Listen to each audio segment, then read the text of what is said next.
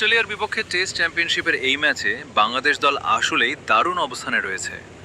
ডারউইনে চলমান এই টেস্টে বাংলাদেশের প্রথম ইনিংসে করা 426 রানের পাহরসম স্কোরের জবাবে অস্ট্রেলিয়া ফলো অন এড়াতে সংগ্রাম করলেও বর্তমানে ম্যাচে বাংলাদেশ বেশ ভালোভাবেই চালকের আসনে রয়েছে।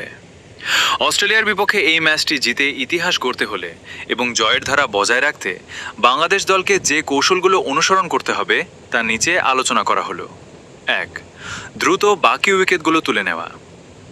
অস্ট্রেলিয়ার দ্বিতীয় ইনিংসের বাকি উইকেটগুলো দ্রুত তুলে নিয়ে তাদের লিড ছোট রাখা কিংবা খুব দ্রুত অল আউট করা সবচেয়ে বড় কাজ। হাসান মাহমুদ ও পেসারদের আক্রমণ। হাসান মাহমুদ প্রথম ইনিংসে দুর্দান্ত বোলিং করে 6 উইকেট নিয়েছেন।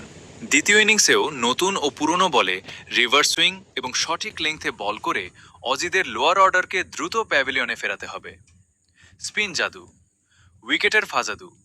উইকেটের ফাটল এবং শেষ দিকের পরিস্থিতি কাজে লাগিয়ে মেহেদী হাসান মিরাজ ও তাইজুল ইসলামকে অস্ট্রেলিয়ান ব্যাটারদের ওপর নিয়মিত চাপ সৃষ্টি করতে হবে, যাতে তারা কোনো বড় জুটি করতে না পারে। 2. দ্বিতীয় ইনিংসে দায়িত্বশীল ব্যাটিং।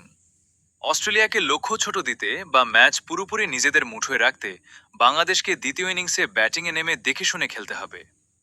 টপ অর্ডারে দৃঢ়তা। তানজিদ হাসান, যিনি প্রথম ইনিংসে দারুণ সেঞ্চুরি করেছেন, সাদমান ও শান্তদের শুরুটা ভালো করতে হবে। অস্ট্রেলিয়ার pacer Mitchell Starc, Pat Cummins ও হ্যাজলুডের প্রাথমিক ধাক্কা সামলানোই হবে মূল চাবিকাঠি। ধৈর্য ও টেকনিক। টেস্টের শেষ দিনগুলোতে উইকেটে বল টার্ন করে এবং অসম বাউন্স হতে পারে, তাই অযথা তাড়াহুড়ো না করে উইকেটে সময় কাটানো এবং সেট হয়ে রান নেওয়ার মানসিকতা রাখতে হবে। 3. মাঠে স্নায়ুচাপ ধরে রাখা এবং ফিল্ডিংয়ে আগ্রাসী হওয়া। আমাদের পরবর্তী ভিডিওগুলো মিস না করতে সজীবা আহমেদ ইউটিউব চ্যানেলটি সাবস্ক্রাইব করুন এবং সজীবা আহমেদ ফেসবুক পেজটি ফলো করে আমাদের সাথেই থাকুন।